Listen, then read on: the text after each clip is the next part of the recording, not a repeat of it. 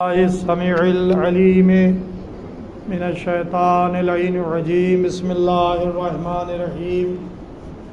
الحمد لله رب العالمين والصلاة والسلام على أشرف الأنبياء والمرسلين وخاتم النبيين بالقاسم محمد صلى الله عليه وسلم وعلى اہل بیتہ طیبین الطاہرین المعصومین ولعنۃ اللہ علی اعدائہ اجمعین.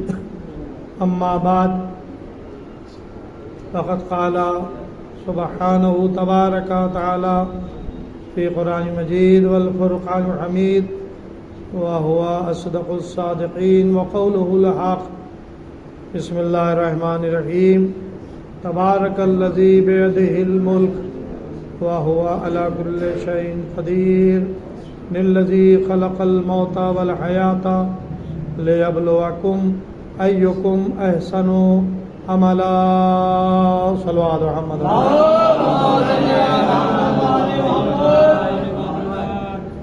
قرآن مجید کے 29ویں پارے میں سورہ الملک ہے.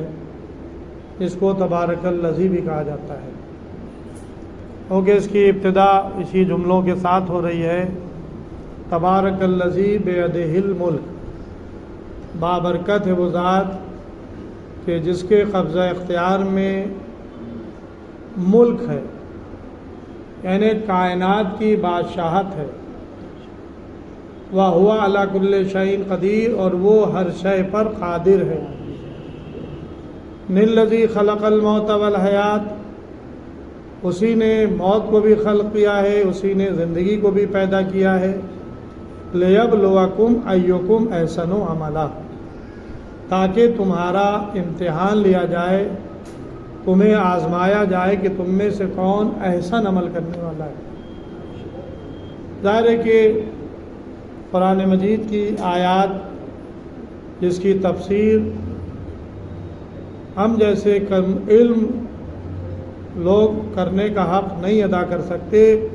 قرآن کی تفسیر کا حق یا تو خود اللہ کو ہے، یا اس کے رسول کو ہے، یا ان معصومین علیہ السلام کو ہے جس کے لیے قرآن میں راسخون فی العلم کا لقب دیا گیا، امام مبین کہا گیا، اہل ذکر کہا گیا، ومن عندہ علم الکتاب کے القابات سے قرآنی آیات میں نوازا گیا.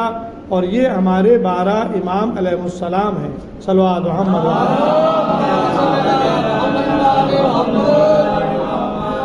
انہیں حقیقی حق کے تفسیر قرآن حاصل ہے. یہ وہ ہیں کہ اگر سورہ الحمد کی تفسیر کریں تو صرف بسم اللہ پہ رات گزر جائے اور تفسیر نہ ختم ہو سکے. اور ابن عباس سے یہ کہتے ہوئے نظر آئیں کہ ابن عباس، یہ رات اپنا دامن سمیٹ رہی ہے، صبح کی سفیدی نمودار ہونے والی ہے. اگر میں بسم اللہ کی تفسیر کروں یا سورہ الحمد کی تفسیر کروں، 2 روایتیں ہیں، تو 70 اونٹوں پر بار ہو جائے. یعنی یہ امیر المومنین علیہ السلام کے جملے ہیں. اتنا تفسیر کروں اور اسے لکھا جائے، اسے تحریر میں لایا جائے تو 70 اونٹوں پر بار ہو جائے. لیکن امیر المومنین جانتے تھے کہ ایک زمانہ ایسا آئے گا کہ جب ان کتابوں کے انبار کی ضرورت نہیں ہوگی، بڑے بڑے کتب خانوں کی ضرورت نہیں ہوگی. اتنا زیادہ دنیا ترقی کرے گی کہ تمام کتابوں کو سمیٹ لے گی. تو امیر المومنین نے بھی ارشاد فرمایا کہ جو کچھ آسمانی کتابوں میں ہے وہ سب قرآن میں سمٹا ہوا ہے. جو قرآن میں ہے وہ سورہ الحمد میں ہے، جو سورہ الحمد میں ہے وہ بسم اللہ میں ہے، جو بسم اللہ میں ہے وہ بائے بسم اللہ میں ہے، جو بائے بسم اللہ میں وہ نقطے میں ہے، جو بے کے نیچے دیا جاتا ہے. پھر فرماتے انا نقطۃ تحت البا، میں وہ نقطہ ہوں جو بے کے نیچے. یعنی گویا مقصد یہ تھا کہ بغیر نقطے کے تم علم حاصل نہیں کر سکتے. علم کا آغاز نقطے سے ہوتا ہے، اور وہ بھی ہر نقطے سے نہیں، بے کے نقطے سے. اور بے کا نقطہ کیا ہے؟ بسم اللہ، اللہ کے نام سے شروع کرتے ہیں. بائے بسم اللہ، یہ بائے بسم اللہ کا نقطہ ہے علی. تو میں کہتا ہوں یا علی، حروف تہجی میں جو الف سے لے کر یہ تک کے حروف ہیں، اس میں بہت سے ایسے حروف پائے جاتے ہیں جو نقطے والے ہیں. آپ نے کسی اور حرف کا انتخاب کیوں نہیں کیا؟ یہ بے ہی کا انتخاب کیوں کیا؟ بھائی توئے ہے اور زوئے ہے، زوئے پر سے نقطہ ہٹا لیے تو آپ توئے پڑھیے گا. رے ہے اور زے ہے، زے پر سے نقطہ ہٹا لیے تو رے پڑھیے گا. ذات ہے اور سواد ہے، ذات پر سے نقطہ ہٹا لیے تو سات پڑھیے گا. جیم ہے اور ہے، جیم کے پیٹ سے نقطہ ہٹا لیے تو ہے پڑھیے گا. یعنی جتنے نقطے والے حروف ہیں، اگر اس میں سے نقطہ ہٹا لیا جائے تو کچھ نہ کچھ پڑھا جا سکتا ہے. لیکن بے وہ حرف ہے کہ اگر بے کے نیچے سے نقطہ ہٹا دیے گا تو بغیر بے کے حاشیہ تو رہے گا لیکن کوئی مقصد نہیں حل ہوگا. علی نے بتا دیا کہ اگر تم یہ نقطہ ہٹا دو گے تو پھر علم میں آگے نہیں بڑھ سکتے، اور یہ نقطہ میں ہوں. صلوات محمد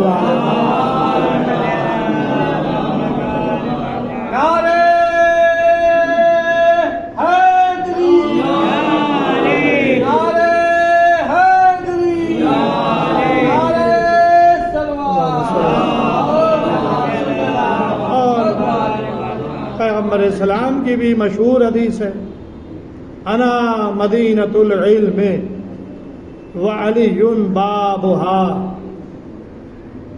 بابها، یعنی وہاں بھی بے آ رہا ہے. میں شہر علم ہوں اور علی اس کا دروازہ ہے، باب ہیں. من اراد العلم فلیات الباب، جو علم کا ارادہ رکھتا ہو وہ دروازے پر آئے. آج یہ عظیم الشان حدیث مولا کائنات کے جوار روضہ مبارک کے دروازے پر لکھی ہوئی ہے. جو ضائع جاتے ہیں انہوں نے دیکھا ہے کہ جیسے ہی آپ پہنچیں گے اور حرم میں داخل ہونے لگیں گے تو یہ آپ کو حدیث لکھی ہوئی ملے گی کہ انا مدینۃ العلم وعلی بابها. پیغمبر نے ارشاد فرمایا میں علم کا شہر ہوں، علی اس کا دروازہ ہے. تو اب شہر علم رسول کی ذات ہے، باب مدینۃ العلم علی کی ذات ہے. لیکن میں کہا کرتا ہوں کہ یہ ایک دروازہ نہیں ہے، رسول نے 12 دروازے بنا دیے. اگر ایک بند ہوگا تو دوسرا کھل جائے گا، دوسرا بند ہوگا تیسرا کھل جائے گا. اور آج بھی ایک باب علم کھلا ہوا ہے جو ہمارے زمانے کے امام کی صورت میں ہے. صلوات محمد.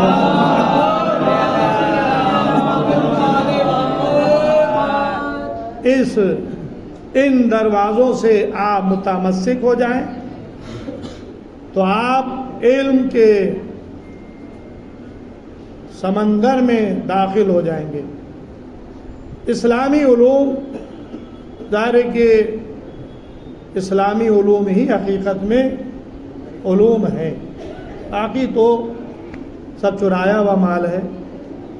اس لیے کہ اللہ کی طرف سے جو علم عطا ہوا وہ محمد وآل محمد علیہ السلام کو ہوا. قرآن کے بعد اللہ کا کلام ہے قرآن کا علم دیا گیا تو وہ بھی آل محمد علیہ السلام کو دیا گیا. اور انہیں راسخون فی العلم کہا گیا، ومن عنده علم الکتاب کہا گیا. ظاہر ہے کہ کچھ چیزیں میں چھوٹی چھوٹی بتانا چاہتا ہوں. ہمارے نوجوان اگر ائمہ کی احادیث کی طرف رجوع کریں تو یہ چیزیں ملیں گی، اور ائمہ کی حدیثوں کا ایک انبار ہے، ایک ذخیرہ ہے. علماء نے اس پہ کام کیا ہے. محمدی رائے شہری نے میزان الحکمہ تقریباً 10 جلدیں موٹی موٹی لکھی ہیں.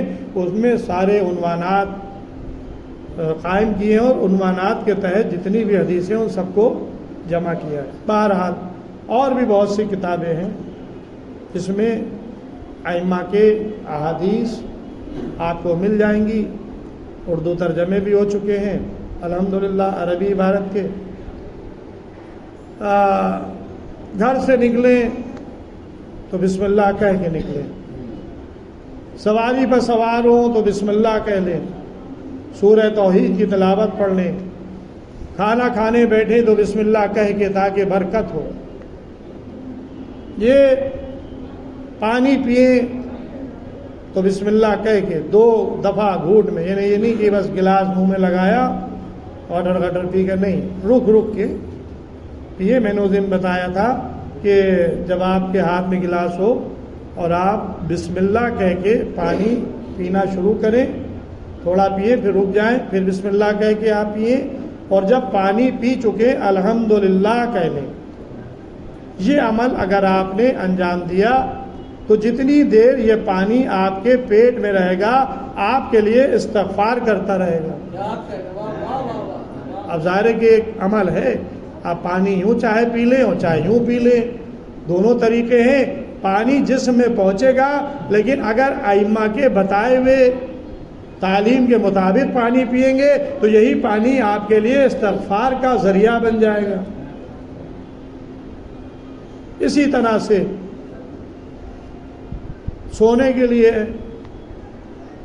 عبادت، آپ نماز پڑھ رہے ہیں عبادت ہے، تسبیح پڑھ رہے ہیں عبادت ہے، لیکن جہاں آپ سوئے پھر آپ عبادت میں داخل نہیں ہو سکتے۔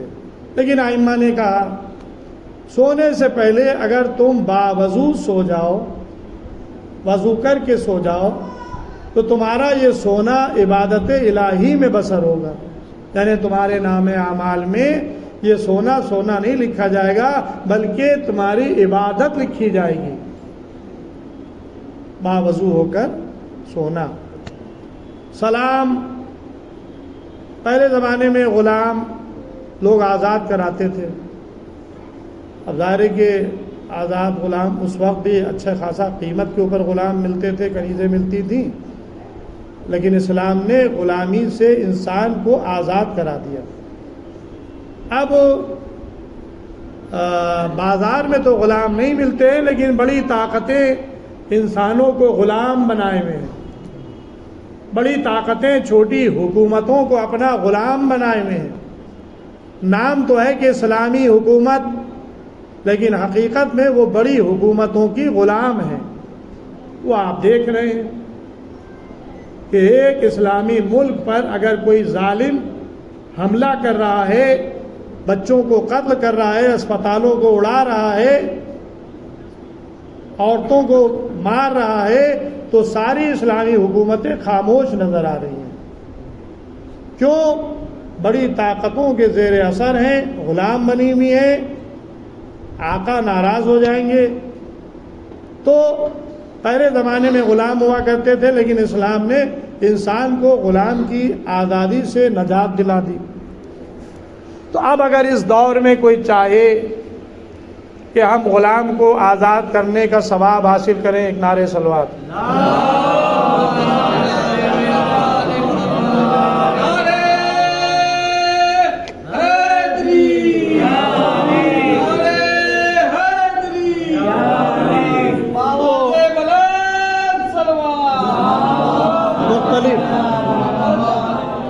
مختلف حدیثیں آئی ہیں کتابوں میں عبادت سے متعلق۔ ایک خطبہ ہے، خطبہ شعبانیہ، جب آخری شعبان کا جمعہ ہوتا تھا اور اس کے بعد ماہ رمضان مبارک کا چاند نمودار ہونے لگتا تھا، تو پیغمبر اسلام استقبال ماہ رمضان سے متعلق وہ خطبہ شعبانیہ آخری جمعے میں ارشاد فرماتے تھے، اور اس میں ماہ رمضان کی فضیلت کو بیان کرتے تھے۔ اے لوگوں، تمہاری طرف وہ مہینہ آ رہا ہے جو رحمتوں والا مہینہ ہے، برکتوں والا مہینہ ہے، توبہ اور استغفار والا مہینہ ہے۔ اس کے دن اور دنوں سے افضل، اس کی راتیں اور راتوں سے افضل، اس کی ساتیں اور ساتوں سے افضل، اس میں دن میں سونا بھی تمہارا عبادت کا ثواب رکھتا ہے، تمہارا ایک سانس کا لینا عبادت تسبیح الہی کا ثواب رکھتا ہے۔ یہ پوری فضیلت آپ ماہ صیام کے بارے میں ارشاد فرماتے تھے۔ اسی میں آپ نے ارشاد فرمایا کہ اگر کوئی شخص کسی روزہ دار کا روزہ افطار کرا دے تو اسے ایک غلام آزاد کرنے کا ثواب ملے گا۔ کسی نے کھڑے ہو کر کہا یا رسول اللہ اگر ہماری استطاعت نہیں ہے کہ ہم کسی کا روزہ افطار کرائیں تو ہم کیا کریں؟ تو آپ نے کہا ایک گھونٹ پانی یا ایک کھجور کے ذریعے سے بھی اگر تم افطار کرا دو گے تب بھی اللہ تمہیں ایک غلام آزاد کرنے کا ثواب عطا کرے گا۔ تو یعنی گویا آج اگر ہم غلام آزاد نہیں کرا سکتے تو کم سے کم ماہ رمضان میں روزے دار کے روزے تو افطار کرا سکتے ہیں، روزے دار کے روزے افطار کرائیں اور غلام آزاد کرنے کا ثواب حاصل کریں۔ اب وہ ایک مہینہ ہے سال بھر میں، اس کا آپ انتظار کریں؟ نہیں، وہ تو جب ماہ رمضان آئے گا تو وہ بھی آپ کریں، لیکن اور بھی غلام آزاد کرنے کے ثواب کے سلسلے میں حدیث آئی ہے۔ ایک حدیث بیان کرنا چاہتا ہوں۔ ایک مسلمان جب گھر سے نکلتا ہے تو ظاہر کے دوست احباب ملنے جلنے والوں سے ملاقات ہوتی ہے۔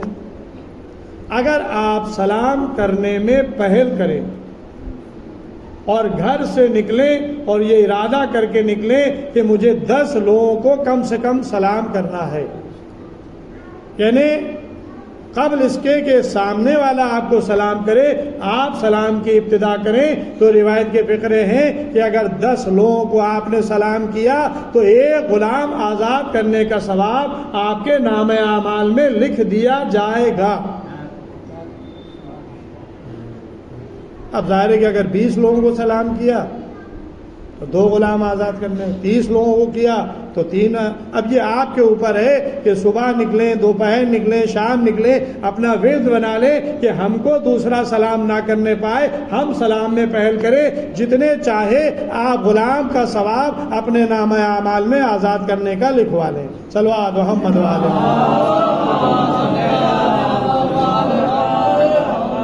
اب یہاں پہ ایک میں پیغمبر کا عمل آپ کو بتا دوں۔ پیغمبر نے فرمایا کہ میں 3 چیزیں اپنی زندگی میں ترک نہیں کروں گا۔ حدیث میں جو آیا میں اس کو بیان کر رہا ہوں۔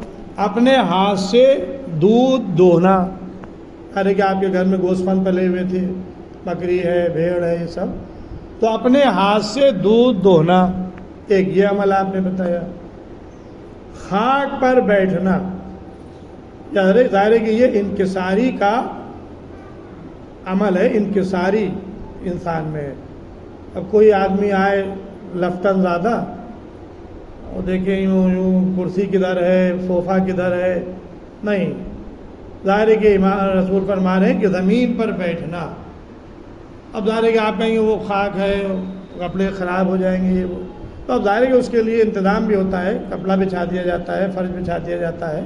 یعنی زمین پر بیٹھنے کا مطلب یہ ہے کہ انکساری انسان کے اندر پیدا ہو، غرور و گھمنڈ پیدا نہ ہو۔ پھر تیسری بات آپ بیان فرماتے ہیں اور بچوں کو سلام میں سبقت کرنا، یعنی اگر بچے نظر آئیں تو یہ نہ سوچیں کہ یہ بچہ مجھے سلام کرے گا، بلکہ ہم پہلے بچے کو سلام کریں۔ یہ رسول اپنے عمل کو دنیا کے سامنے بتا رہے ہیں کہ میں یہ 3 چیزیں اپنی زندگی میں ترک نہیں کروں گا۔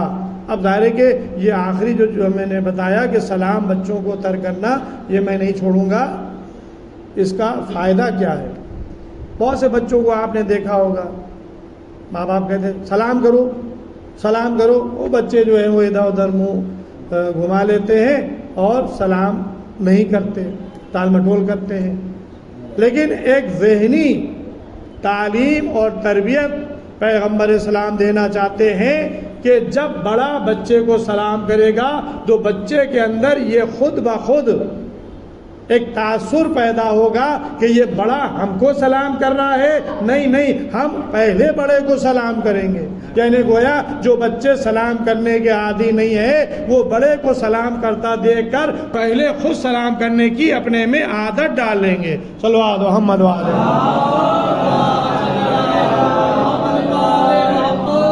اب ظاہر ہے کہ یہ سب چیزیں جو ہیں وہ احسن و عملہ میں آتی ہیں، اور اللہ کیا کہہ رہا ہے؟ للذی خلق الموت والحیات لیبلوکم ایکم احسن عملا۔ ہم نے موت و حیات اسی لیے خلق کی ہے تاکہ تمہیں آزمایا جائے کہ تم میں سے کون احسن عمل کرنے والا ہے۔ بس عزیزوں، میں مجلس کو تمام کر رہا ہوں۔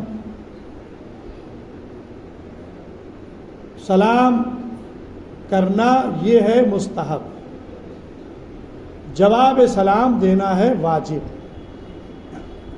جواب سلام واجب ہے اور سلام کرنا مستحب ہے۔ جو پہلے سلام کرے گا یہ مستحب عمل انجام دے گا، جو بعد میں سلام جواب دے گا وہ واجب ہے۔ اب یہاں پہ یہ 50 آدمی بیٹھے ہوئے ہیں اور کوئی آئے اور آ کر سلام کرے، تو اگر کسی ایک نے سلام کیا ہے آنے کے بعد، تو ایک اگر جواب دے دے تو باقی پر سے 49 پر سے جواب سلام ساقط ہو جائے گا۔ یعنی فردن سب کو جواب سلام دینے کی ضرورت نہیں ہے، ایک جواب دے دے کافی ہے۔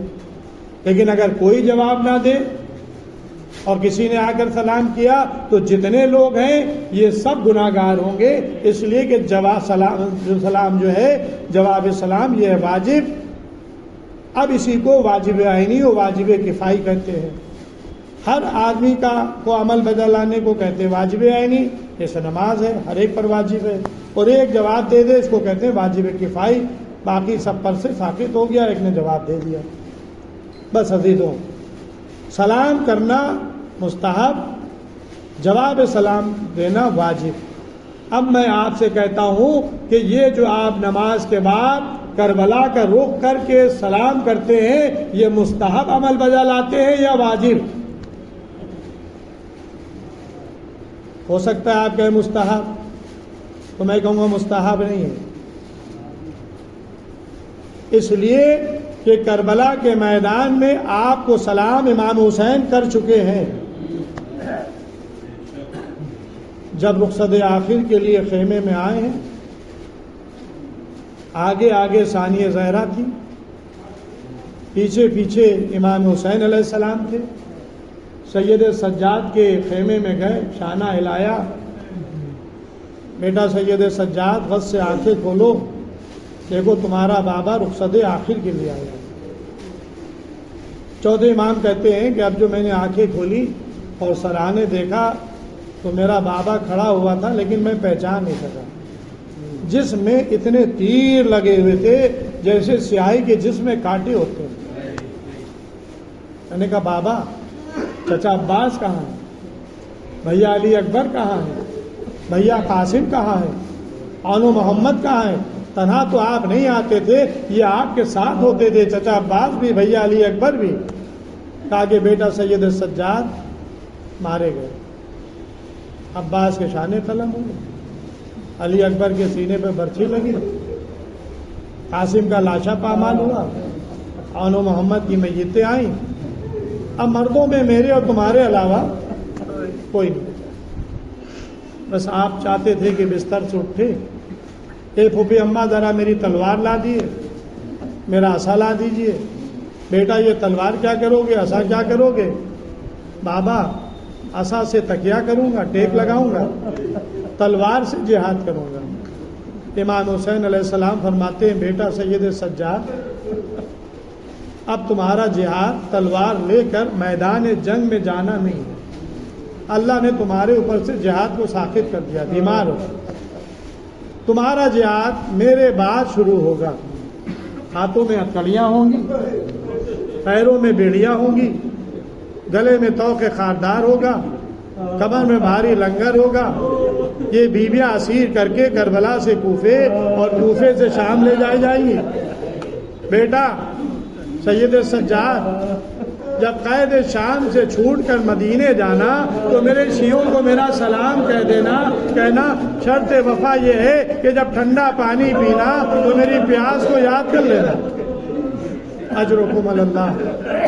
بس عزیزوں، امام نے آپ کو آخری وقت سلام کہلوایا ہے، میرے شیعوں کو میرا سلام کہہ دینا۔ یہ پیغام ہے قیامت تک شیعوں کے لیے امام حسین علیہ السلام کی طرف سے، اور ایک وصیت ہے، اور وہ وصیت یہ ہے کہ جب ٹھنڈا پانی پینا تو میری پیاس کو یاد کر لینا۔ میں کربلا میں بھوکا پیاسا ذبح کیا گیا۔ بس عزیزوں، آج ہم جب نماز ختم کرتے ہیں تو کربلا کا رخ کر کے آواز دیتے، السلام علیکہ یا ابا عبداللہ، السلام علیکہ یا ابن رسول اللہ۔ عزیزوں، ہم کربلا کا رخ کر کے آواز دیتے، لیکن ایک سلام اور یاد دلا دوں، کربلا کی سرزمین جب ہل رہی تھی، سیاہ آندیاں چل رہی تھی، فرات کا پانی نیز و بلند ہو رہا تھا، جناب زینب سید سجاد کا شانہ ہلا کر کہہ رہی تھی، اے بیٹا سجاد ذرا غص سے آنکھیں کھولو، دیکھو یہ کیا عالم ہے۔ کہا کہ پھوپھی اماں خیمے کا پردہ ہٹائیں۔ اب جو خیمے کا پردہ ہٹا تو کیا دیکھا کہ باپ کا سر نو کے نیزہ پر بلند ہے۔ آواز دی پھوپھی اماں، ارے ہم یتیم ہو گئے، میرا بابا مارا گیا۔ انگلی کے اشارے سے آواز دی، السلام علیکم یا ابا عبداللہ، السلام علیکم۔ انا للہ و انا الیہ راجعون، رضا بقضائہ و تسلیما